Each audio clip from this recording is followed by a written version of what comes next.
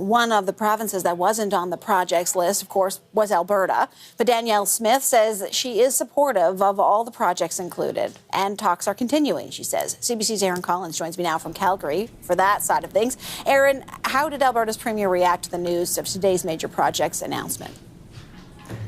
Yeah, hey, Sarah. Alberta shut out again, right? So we've got 12 major projects recommended by the federal government, not a one in Alberta. And if you were to say that that would be the situation and that the premier of this province would not be, flying off the handle, I think you were reported here from a long time. That would be a tough one to swallow. But that's exactly the case here when Danielle Smith weighed in on this today. She's optimistic about negotiations with the federal government to get to that memorandum of understanding so that Alberta can get what it really wants, which is another bitumen pipeline to the Pacific coast of this country.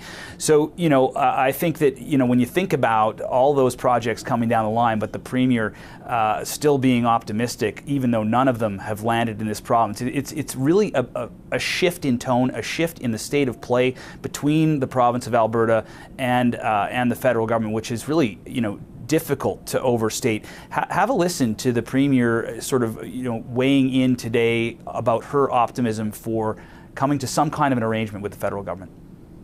Are we going to get to the finish line on an MOU? We'll know in a few more days. I'm very hopeful. I think if you watch the Prime Minister when he announced his major projects list today, he is also encouraged. We've made a lot of progress. We've been going back and forth on an MOU every day, I think, as we're getting the final wording, and I'm really hopeful that we'll have something more to say about that in a few days.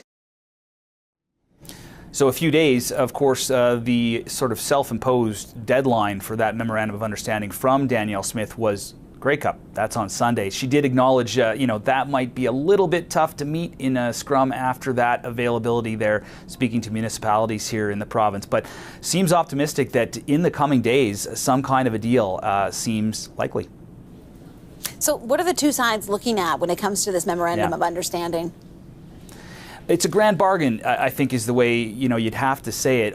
From the province's side here in Alberta, they're looking for a whole whack of laws that the province feels is standing in the way of developing the oil and gas sector. They call them the 9 bad laws. Some of the big ones you would have heard about are the tanker ban off the west coast, and of course the emissions cap that is limiting production from the oil sands. Those are a couple of the big ones. They want to get another pipeline to the west coast so that they can get more of Alberta's oil to other marketplaces, right?